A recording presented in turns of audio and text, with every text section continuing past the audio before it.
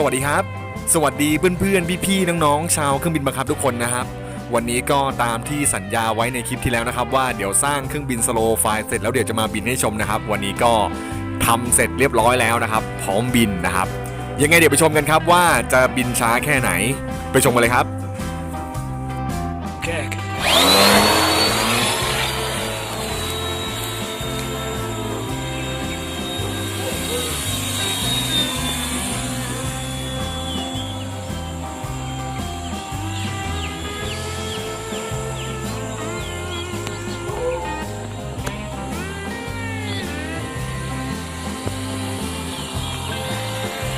โอ้โห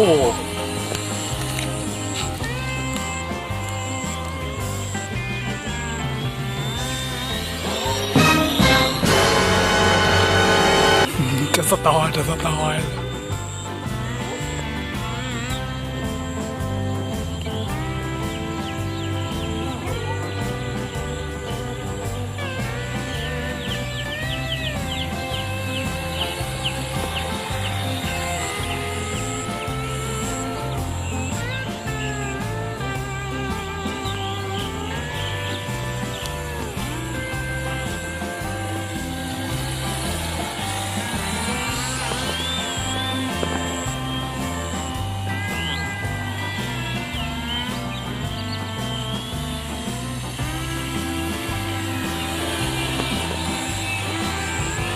เหนื่อยยัง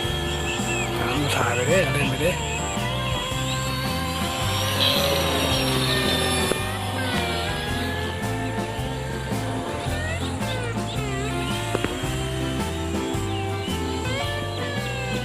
เล่นหลังบ้านมึงยังได้อะไรอย่างเงี้ยกูเล่นหลังบ้านดีกว่าต่อ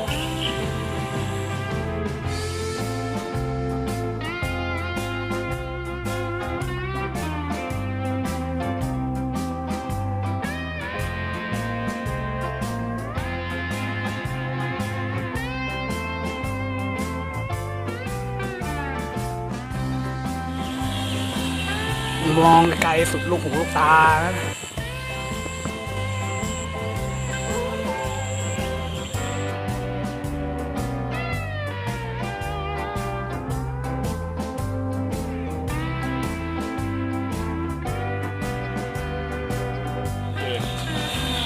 ลงแล้ว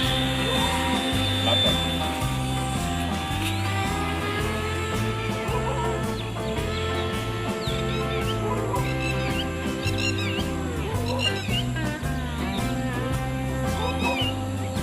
เฮ้ยเลย